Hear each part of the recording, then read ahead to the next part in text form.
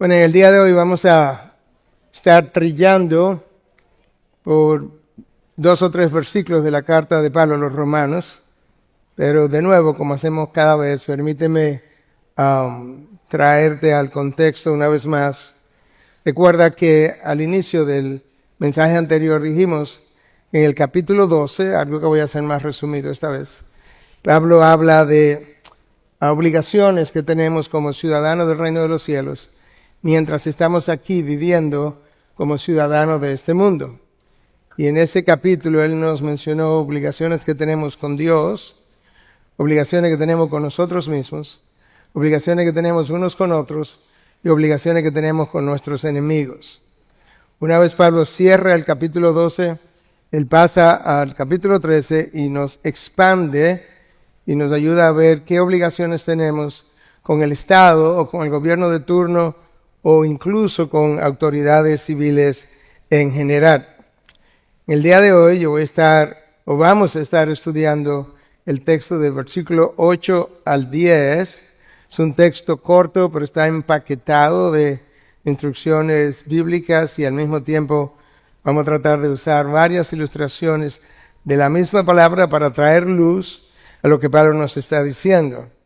Entonces yo quisiera leer en primer lugar el versículo 7, que ya cubrimos, para entonces seguir directamente al versículo 8, 9 y 10, que vamos a cubrir hoy. Entonces te invito a que puedas leer conmigo. Versículo 7 de Romanos 13. Paguen a todos lo que deban. Al que impuesto, impuesto. Al que el tributo, tributo.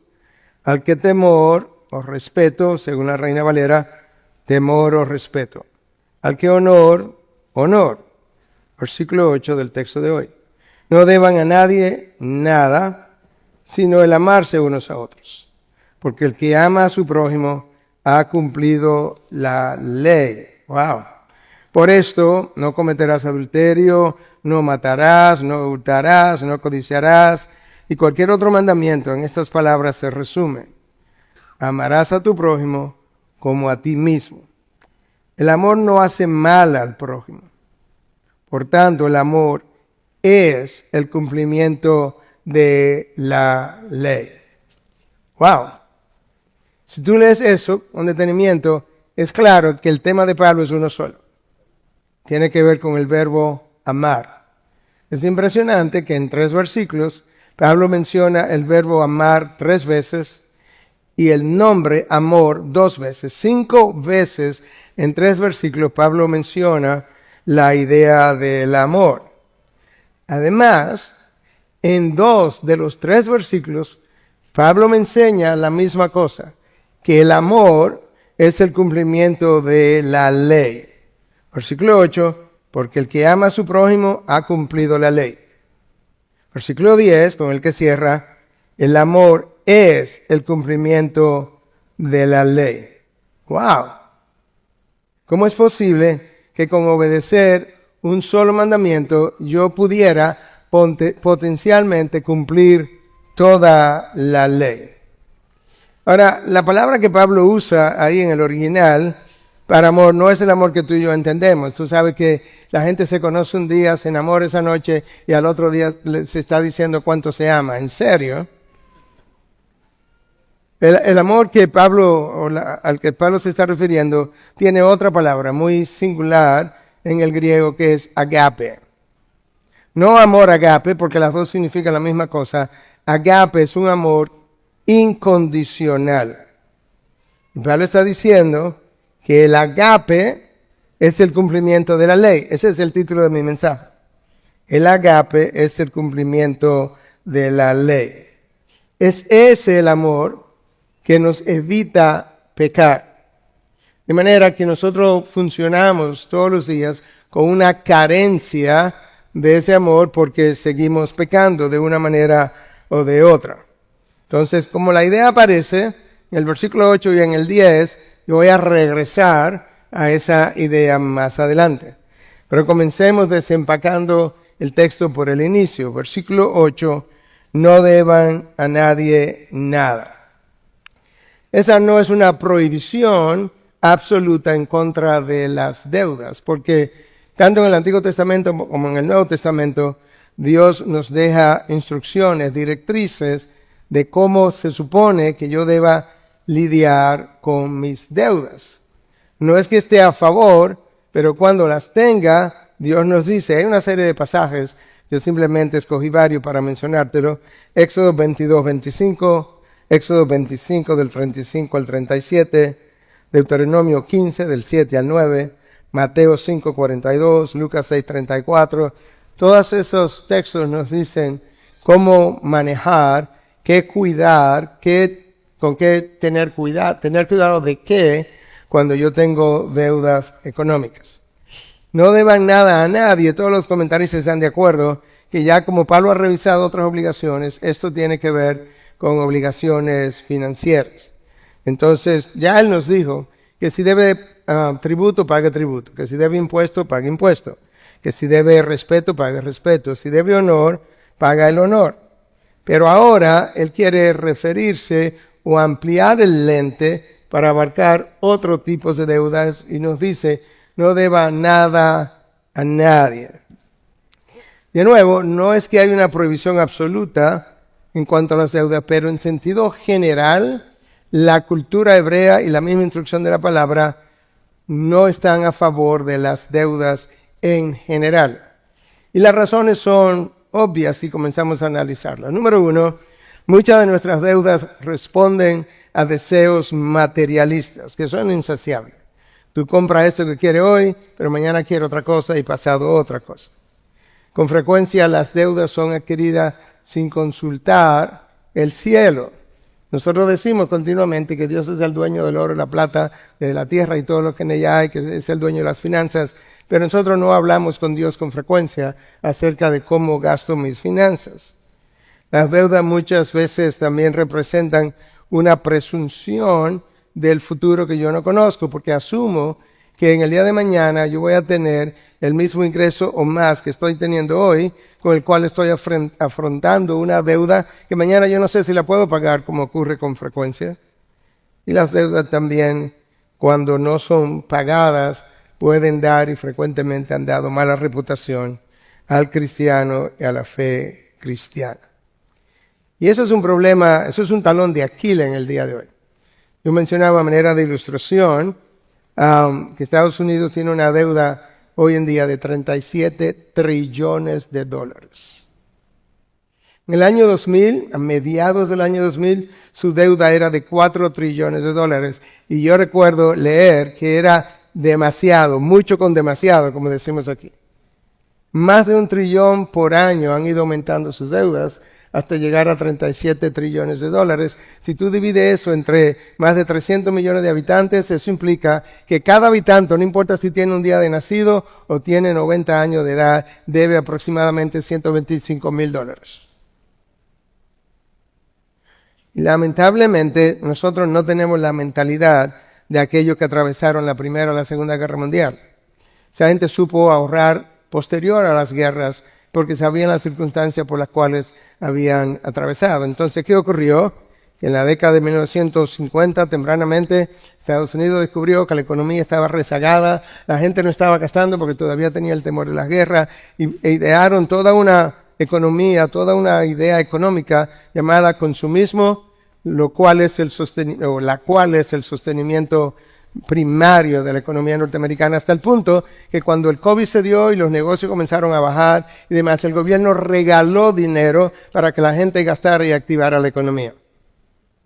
La diferencia está o sigue estando en que aquellos que salieron de la Segunda Guerra Mundial comenzaron a gastar dinero que ellos habían ahorrado, pero ahora nosotros estamos gastando dinero que no tenemos, porque simplemente cuando quiero algo, yo saco la cartera y doy un tarjetazo. No tengo que consultar al cielo, para eso yo tengo tarjeta de crédito. Conozco personas aquí en Estados Unidos donde vivimos con 5, 10, 12, 15 tarjetas de crédito.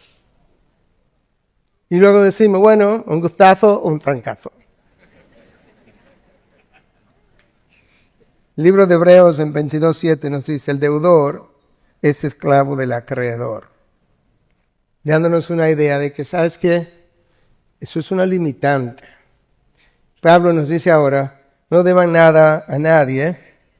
Lo increíble es, eso no es lo peor, en términos de como dificultad, es que él no dice, pero hay una excepción. ¿Quién es una excepción?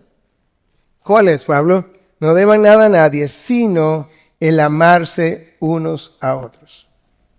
¡Wow! Pablo me dice que la única deuda que yo debo tener siempre es una deuda de amor al otro. La expresión en lo original está en imperativo presente, de manera que yo necesito mantener esa deuda de amor con el otro hasta entrar en gloria.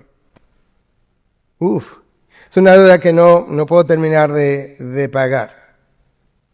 Entonces Pablo, en el mismo versículo 8, todavía no hemos salido de ahí, en la segunda parte me explica por qué. Porque el que ama a su prójimo ha cumplido la ley. Esa no es una frase ligera. Que Pablo me diga que el que ama al prójimo cumple con la ley que tú y yo no cumplimos. Bueno, eso es lo que dice. Y lo vuelvo a repetir en el versículo 10. Por tanto, el amor es el cumplimiento de la ley. Ahora recuerda, esta no es la primera vez que Pablo escribe esto. La primera carta de Pablo de las 13 cartas es la carta a los Gálatas. Y Gálatas probablemente sea, si no es Gálatas es Santiago, y si Santiago es la primera, Gálatas es la segunda, pero probablemente Gálatas sea la primera carta, el primer documento del todo el Nuevo Testamento, final de los años 40, principio del 50, pero probablemente al final del año 40. Pablo ya le escribió a los Gálatas y le dijo exactamente lo mismo en 5:14, porque toda la ley en una palabra se cumple en el precepto amarás a tu prójimo como a ti mismo. Wow. Pasemos un momento. Pero es posible que algunos de ustedes estén pensando, pero Cristo cuando resumió la ley, no la resumió en un mandamiento, sino que la resumió en 2. Sí, claro. Vamos a ver ahora, porque no es una contradicción lo que Pablo está estableciendo, sino que él tiene un entendimiento que muchos de nosotros quizás no tenemos. Mateo 22, versículo 34 al 36. Los fariseos se agruparon al oír que Jesús había dejado callados a los saduceos. Uno de ellos, intérprete de la ley, es un escriba, para poner a prueba a Jesús, continuamente poniendo a prueba a Jesús, para ver si lo encontraban en falta y poder negar el hecho de que él era el Mesías. Le dice, maestro, ¿cuál es el gran mandamiento de la ley? Y él le contestó, amarás al Señor tu Dios con todo tu corazón y con toda tu alma y con toda tu mente. Este es el grande y primer mandamiento. Y el segundo es semejante a este. Amarás a tu prójimo como a ti mismo. Escucha, de estos 2 mandamientos dependen toda la ley y los profetas. Pablo conocía eso. Y Pablo ahora se atreve de tomar de los 2 mandamientos que Jesús usó, uno solo, y no usa el primero, sino el segundo, para definir lo que es el cumplimiento de la ley. Eso no es una contradicción. Recuerda que la palabra interpreta la palabra, entonces ahora salimos corriendo a buscar otros pasajes que me traigan luz para que me digan, entonces, ¿por qué Pablo dijo lo que dijo? Y Juan en su primera carta, capítulo 4, versículo 20 al 21 nos dice, si alguien dice, yo amo a Dios, pero aborrece a su hermano, es un mentiroso. No me diga eso. No me diga que tú amas a Dios, pero aborreces a tu hermano. No es verdad. Porque el que no ama a su hermano, a quien ha visto, no puede amar a Dios, a quien no ha visto. Y este mandamiento tenemos de él, que el que ama a Dios, ame también a su hermano. ¿Tú entendiste lo que Juan está diciendo? Ama a Dios con toda tu alma, toda tu mente, toda tu fuerza, y al prójimo como a ti mismo. Pero mañana no me diga que tú amas a Dios así, pero que tú no pasas a tu hermano. Que tú no amas a tu hermano. Porque si lo dices, eres un mentiroso. ¿Y por qué Juan dice eso? Bueno, él había explicado unos versículos antes, la misma primera carta, en 4:7, ¿qué es lo que pasa? Dice, porque el amor es de Dios. Y todo el que ama es nacido de Dios y conoce a Dios. Juan está diciendo, la razón por la que yo te digo que no puedes amar a Dios y aborrecer a tu hermano es porque una cosa implica la otra. Si tú eres nacido de nuevo, ¿ok?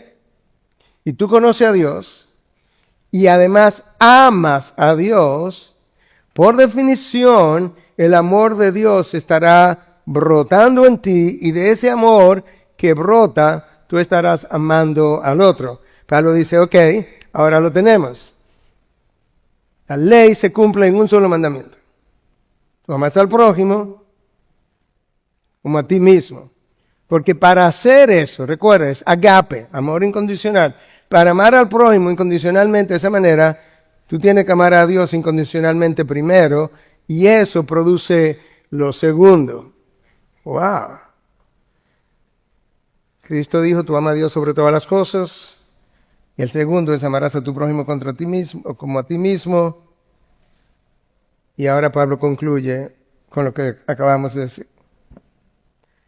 Sería más como el que ama incondicionalmente a su hermano, si verdaderamente está dando evidencia de que ama a Dios de la misma manera. Ahora, tú sabes, y yo también, que ningún ser humano ha cumplido la ley. Lo que implica que ningún ser humano ha amado a Dios con toda su alma, toda su mente, toda su fuerza, todo su corazón, ni ningún ser humano ha amado al prójimo incondicionalmente tampoco. La única persona que amó a Dios Padre de esa manera y amó al ser humano de esa manera fue Cristo Jesús. Y esa es la única razón por la que Él vino a esta tierra. De hecho, acabamos de cantarlo.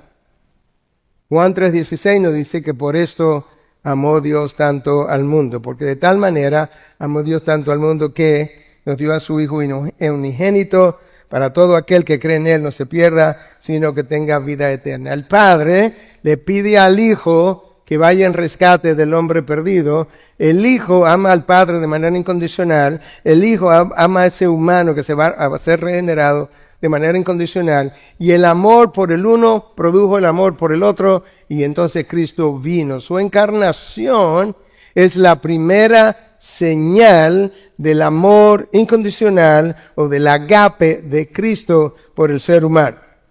Eso es al entrar a este mundo, su encarnación.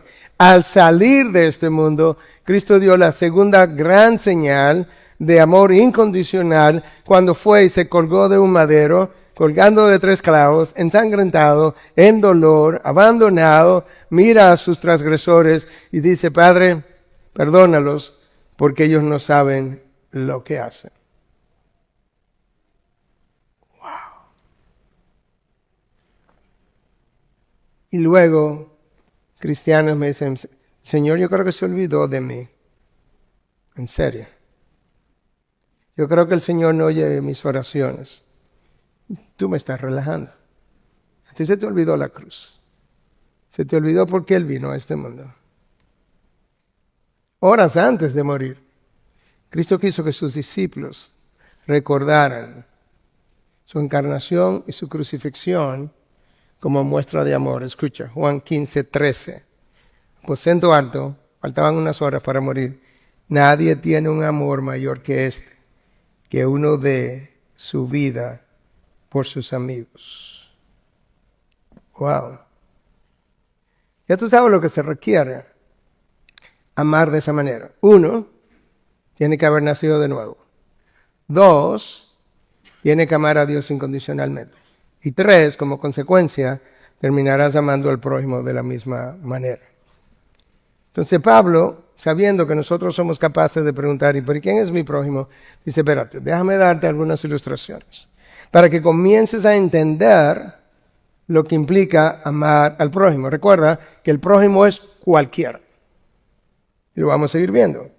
Entonces Pablo dice en el versículo 9, ya cubrimos el 8, versículo 9, porque esto, no cometerás adulterio, no matarás, no hurtarás, no codiciarás, todos son mandamientos, 4 de los 10 mandamientos, y cualquier otro mandamiento, en otras palabras, no me limite a 4, en estas palabras se resume, amarás a tu prójimo como a ti mismo.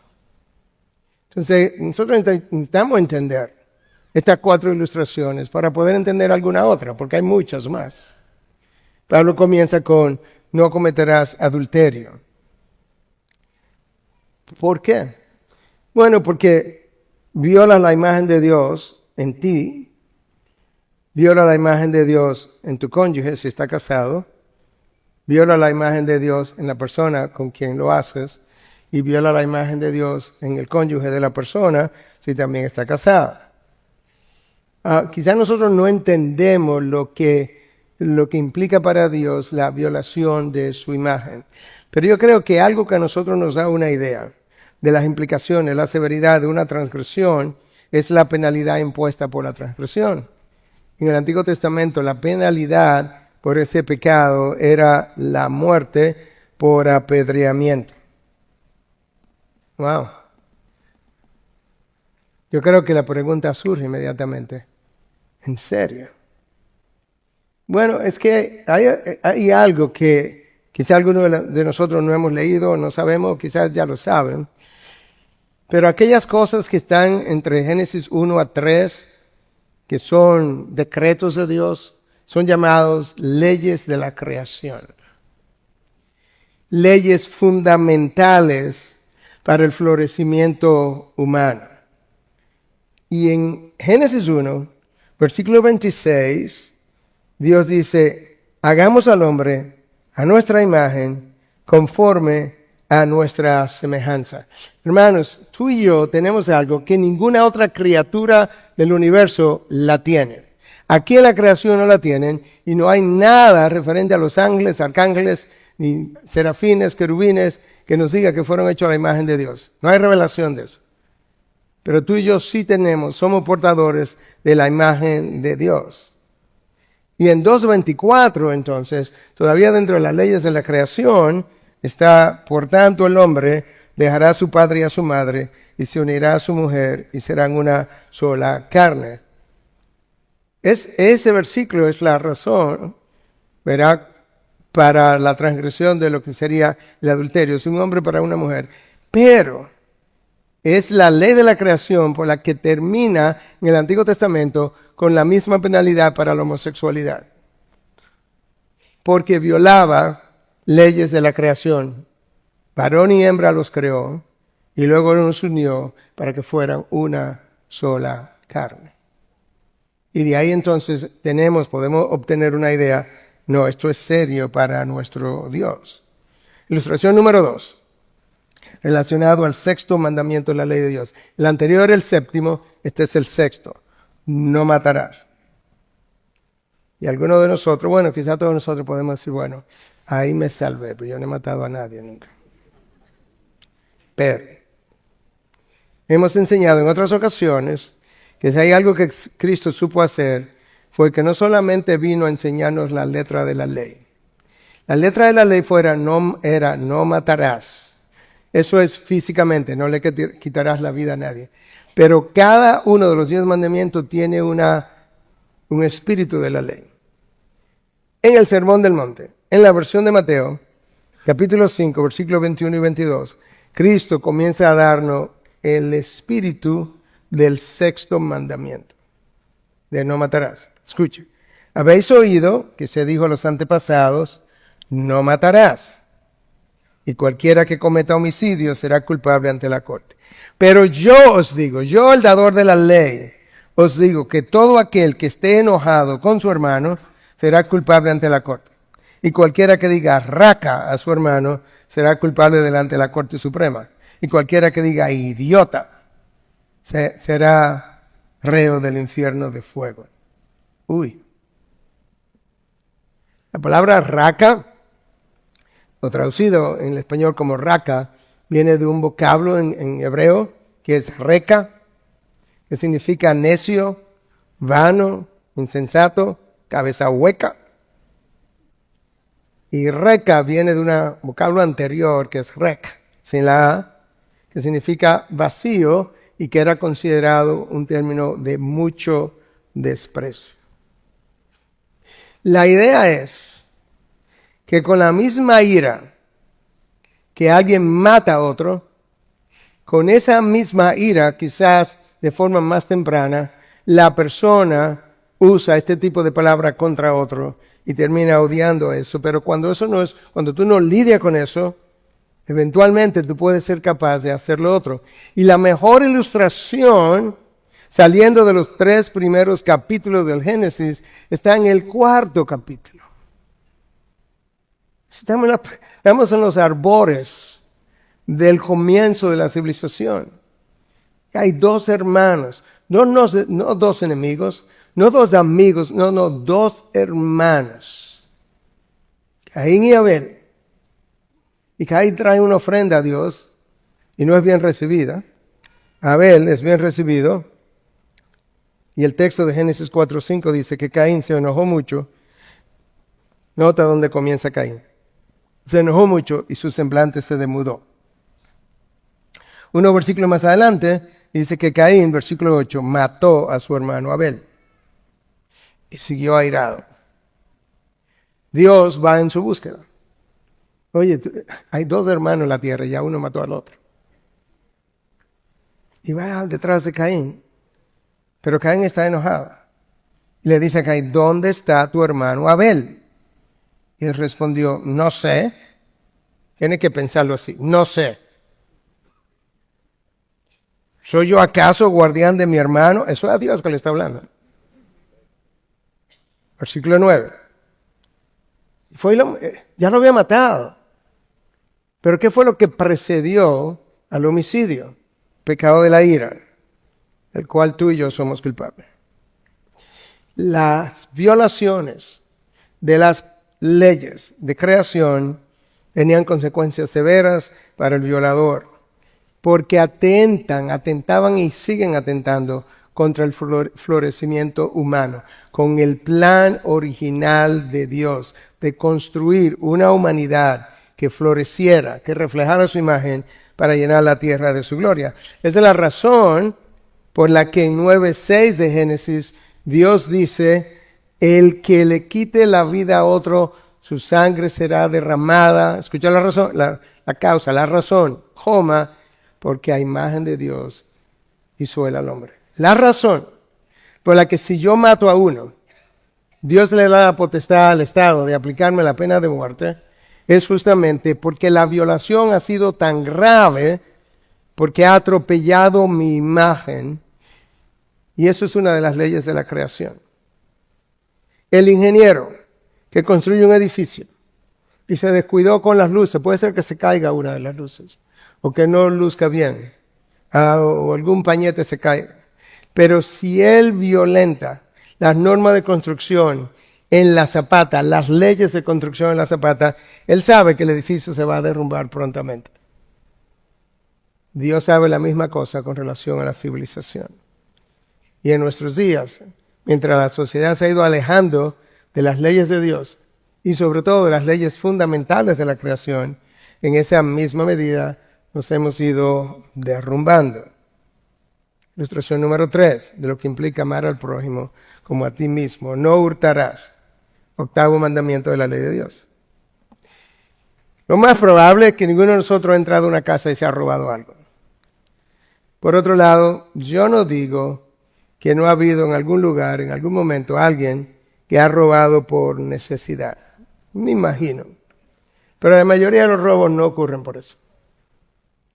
La primera causa del robo, en cualquiera de sus formas, es el egocentrismo, la preocupación con nosotros mismos. Y el egocentrismo lleva a mucha gente a quitarle al otro lo que no es suyo. De hecho, el egocentrismo, escúchalo así, hermano, porque eso es verdad de ti y de mí.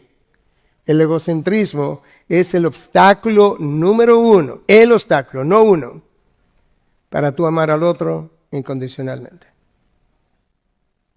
La razón por la que Cristo pudo hacerlo es porque nunca estuvo enfocado en sí mismo y dio su vida por otros. Razón número 2, por lo que la gente roba, es falta de contentamiento con lo que Dios le ha provisto. Tengo esto, pero quiero más.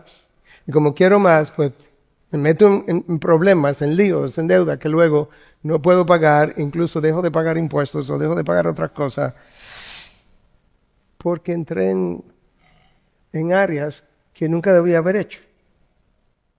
Ahora, déjame ilustrarte. Hay un número enorme, diferente, de tipos de robo. Por un lado, tú y yo podemos robarle a Dios de sus diezmos y ofrendas. Malaquías capítulo 3. Dios mismo establece eso. Podemos robar al Estado de sus impuestos, que ya lo vimos la semana pasada. Yo puedo tomar algo prestado y al final no lo devuelvo porque total, él tiene mucho de eso. Podemos robar derechos de autor cuando copiamos cosas que no están permitidas. El plagio, tan común hoy en día en las universidades, los estudiantes de secundaria, sobre todo ahora con ChatGPT, eso es un robo. El robo de identidad, tan común en las redes sociales hoy en día. El hackeo de cuentas para robarme información de otros es un robo. Ayuda social que a mí no me corresponde, por hago algo falso y recibo una ayuda social que no me corresponde, eso es un robo. Sobrevalorar algo y vendértelo como algo que yo sé que quizá está defectuoso o que no tiene el valor que yo te estoy pintando para obtener una mayor ganancia, eso es un robo al otro. Y el robo laboral que va desde horas de trabajo que la dedico a cosas por las cuales yo no estoy siendo pagado, o cuando pasamos o material de la oficina que es robo, o cuando pagamos a alguien un salario injusto por debajo de lo que debiera ser, o cuando nos paramos en la calle y alguien nos quiere vender un aguacate por 30 pesos y le pedimos que lo den 25, cuando la persona tiene ahí horas tratando de vender un aguacatico y con 5 pesos tú y yo no vamos a hacer nada. Eso no es justo. Pastor, pero eso como es en esta sociedad, ese es el problema. Que la sociedad no conoce a Dios. Y si no conoce a Dios, no puede establecer la justicia. Porque de lo contrario no necesitaríamos este libro. Escucha lo que dice Deuteronomio 24, 14 y 15. No oprimirás al jornalero pobre y necesitado, ya sea uno de tus conciudadanos o uno de los extranjeros que habita en tu tierra y en tu ciudad. No importa si es judío o no es judío. No lo va a oprimir. En su día le dará su jornal. ¿Sabe cómo se trabajaba antes? Tú trabajas un día y le pagas. Antes de la puesta del sol. ¿Por qué? Porque es pobre y ha puesto su corazón en él, para que él no clame contra ti al Señor y llegue a ser pecado en ti. Uy. Si tú lees el Antiguo Testamento, hay regulaciones para todo. Ilustración número 4, lo que implica amar al prójimo, que representa el mandamiento número 10, no codiciarás. Escucha el mandamiento número 10, Éxodo 20, 17. No codiciarás la casa de tu prójimo, no codiciarás la mujer de tu prójimo, ni su siervo, ni su sierva, ni su buey, ni su asno, ni nada, para no seguir hablando, que sea de tu prójimo. Cuando Dios quiso, es impresionante, yo no sé si tú has tenido a pensar, en serio, o sea, estos 10 mandamientos fueron la constitución de la primera nación que Dios quiso construir. La constitución tenía 10 mandamientos. Y que Dios eligiera una de las 10 leyes de la constitución de una nación, la prohibición de la codicia. Sí, es que Dios sabe las consecuencias graves y grandes que la codicia trae. Y no solamente lo sabe Dios, culturas anteriores también lo sabe. Mira, en el idioma hebreo, el término para referirse a codicia es yamat, que significa un deseo excesivo de tener, como el que tiene una sed que no se sacia. Los griegos tenían su propio lenguaje y para ello la palabra era pleonexia, que alude al deseo de tener siempre más, sin importar el costo ni lo que deba hacerse para obtener lo que se ambiciona. Tener más, no importa a quién daño, a quién le paso por arriba, si daño a mi familia, si daño a mis hijos, si no le doy tiempo, no importa a quién dañe, pero necesito tener más. Los griegos entendieron eso, que no eran cristianos. Los romanos entendieron eso. El poeta Ovidio, romano, la palabra que usaba en latín tenía que ver, es esta frase, amor sceleratus habendi. ¿Sabes lo que significa? Amor maldito de poseer. Es una ambición de tener que es una maldición. Es una maldición tal ambición. Los romanos entendieron eso.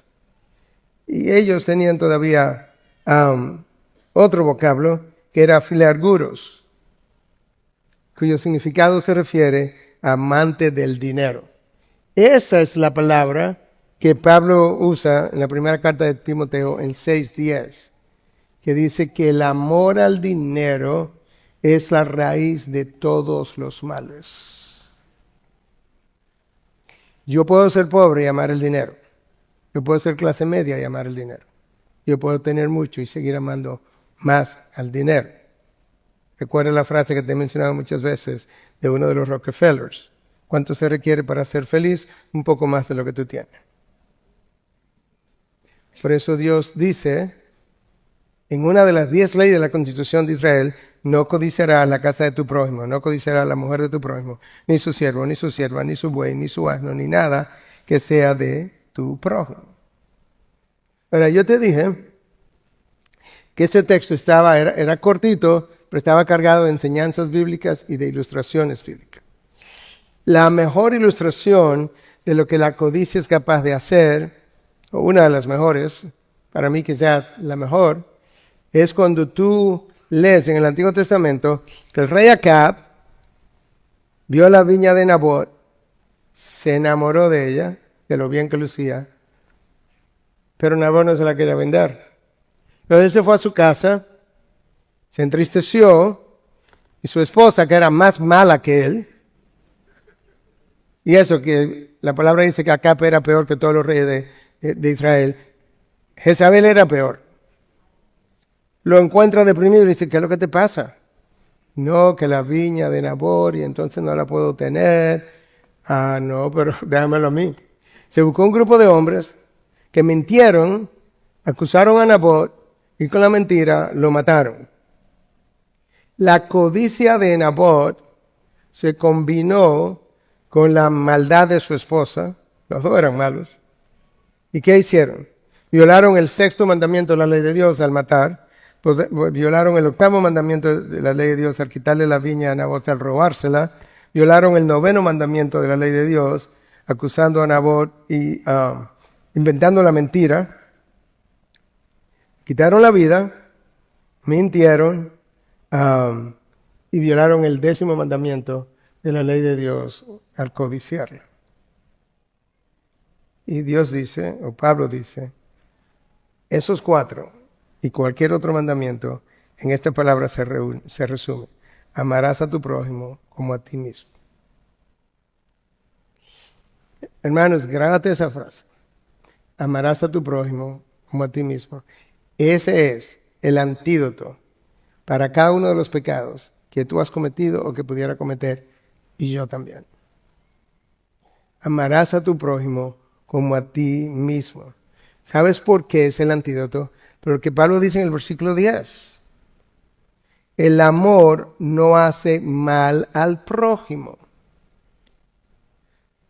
Hermano, nosotros tenemos una mala concepción de lo que el amor es. Nosotros aleros le llamamos amor. No, eso es pasión. El amor fraternal que debemos tener con ciudadanos dominicanos, uno por otro en general, le llamamos amor. No, eso es fileo. Bueno, y el amor entre hermanos, porque crecimos juntos, sí, pero eso es otra palabra. Eso es storge. Agape. Es amor incondicional. Ese es el antídoto contra todo pecado. ¿Por qué? Porque el amor no hace mal al prójimo. Versículo 10. léase, el amor no violenta la imagen de Dios en el otro. Hermanos, cuando tú y yo nos enfriamos, nos alejamos de Dios. Pero nuestro enfriamiento rara vez es asociado con mi distancia de Dios. Siempre yo encuentro una causa por la que me he alejado. Ya sea porque no me gusta la prédica, porque los hermanos no me saludan, cualquier cosa. ¿Sabe cuál es el problema? Yo lo hablaba esta semana con alguien que vive fuera y he estado en ministerio, he estado ayudando. Y yo le decía alguna de estas cosas y él me dice, Miguel, así mismo es. Con el paso del tiempo, tú llevas a cabo tus actividades religiosas y tus actividades religiosas te convencen de que tú no estás lejos de Dios. Y prontamente tú te acostumbras a vivir cómodamente en medio de tu pecado, estando lejos de Dios. Dios no te hace falta porque las actividades religiosas llenan un espacio que te hacen sentir que es lo mismo que Dios, pero no lo es. Entonces, tú sabes, el tiempo ha ido corriendo y estamos ahora en el versículo 10. Quizás nosotros pudiéramos ser tan atrevidos y decir como aquel intérprete de la ley que fue a Jesús y le preguntó que cuál era el más grande de los mandamientos, y a él Jesús le responde, Lucas 10. Bueno, amarás al Señor tu Dios con toda tu alma, toda tu mente, toda tu fuerza, todo tu corazón. Y amarás al prójimo como a ti mismo. Sí, pero ¿quién es mi prójimo? O sea, de repente él no sabe quién es su prójimo. Hermano, esta enseñanza no es nueva.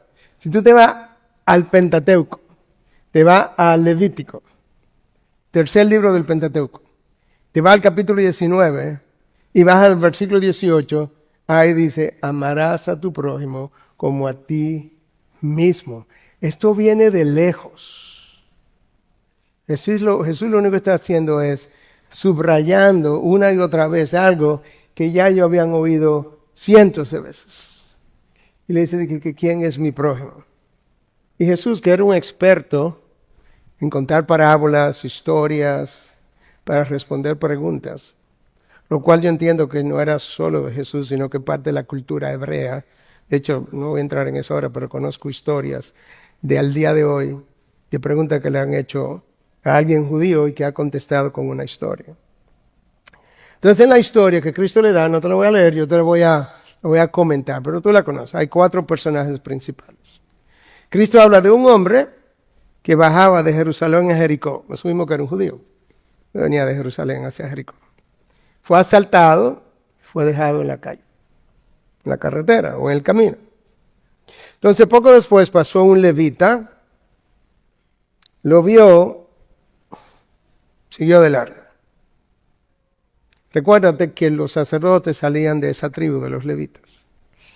Luego pasó ya un sacerdote, o sea, un levita consumado.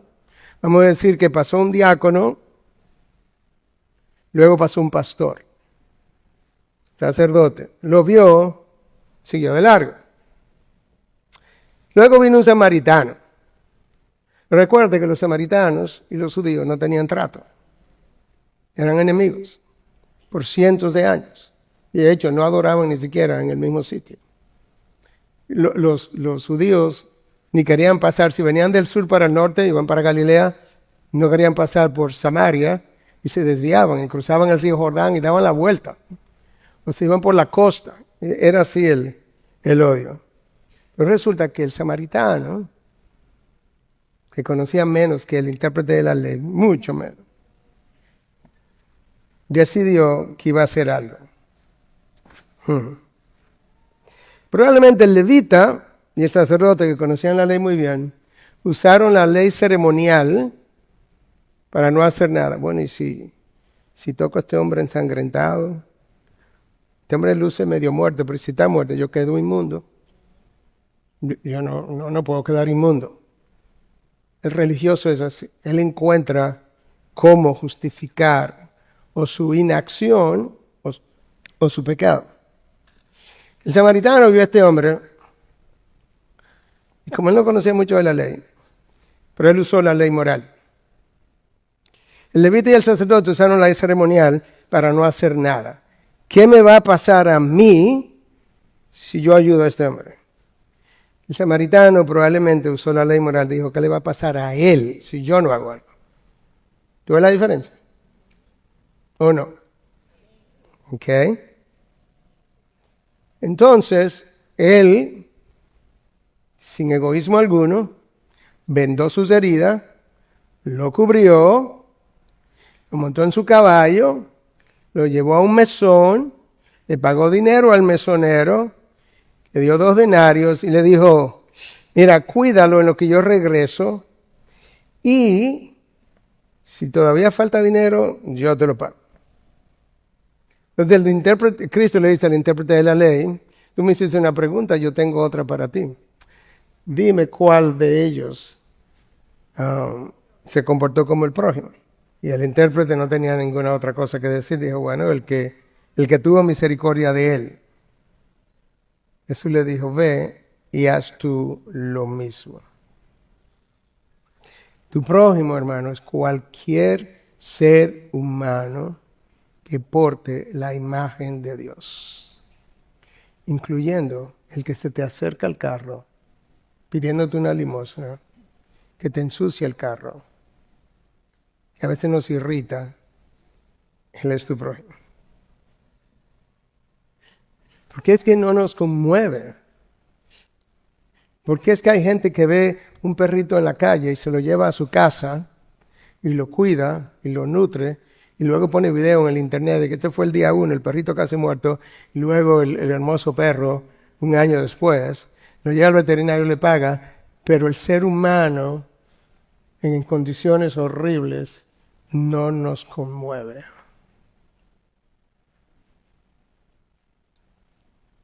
Es una sola razón. No es solamente que nosotros no amamos incondicionalmente, es que nosotros no valoramos el carácter de Dios por lo que es. Nosotros no vemos el pecado que cometo como un atropello o un desafío a la autoridad del carácter de Dios. No, pensamos que estamos lidiando con leyes legales, ¿verdad? Leyes, valga la redundancia, leyes de la nación. No, hermano. Cada pecado que tú y yo cometemos es una violación o atropello al carácter de Dios. Y cuando el pecado es contra otro, es una violación o atropello a la imagen de Dios puesta en ti y en mí. Si yo no aprecio el carácter de Dios, mucho menos voy a apreciar el reflejo de la imagen de Dios en el ser humano. Pero Dios me dice que el reflejo de su imagen es sagrada, hasta el punto que si le quita la vida a alguien, el Estado no debe dejarte con vida. Tú no la mereces, porque no la valoraste en el otro, el Estado no debe valorar la tuya. ¡Wow! Recuerda que la palabra de Dios es simplemente una expresión de su esencia, de quién eres. La ley de Dios es simplemente una expresión de quién Él es en esencia, de cómo Él piensa, de cómo Él siente, de cómo Él es. Y cuando yo violo sus preceptos, no es una ley simplemente que estoy violando, es la esencia de quién Dios es. Cuando yo comienzo a apreciar a Dios de esa manera, yo voy a apreciar al hermano o al prójimo de otra manera. Yo voy a ser más justo, me voy a condoler con él, voy a ir la extra milla, voy a crearme inconvenientes. Sí, pastor, pero es que, mire, como andan los días tan rápido, uno a veces no tiene ni tiempo. Ese es el problema. El amor es problemático. El amor altera tu agenda. El amor no es muy eficiente. Si no, pregúntale a Jesús cada vez que se detuvo a ministrar y a alimentar. No, el amor no es muy deficiente. Lo que es muy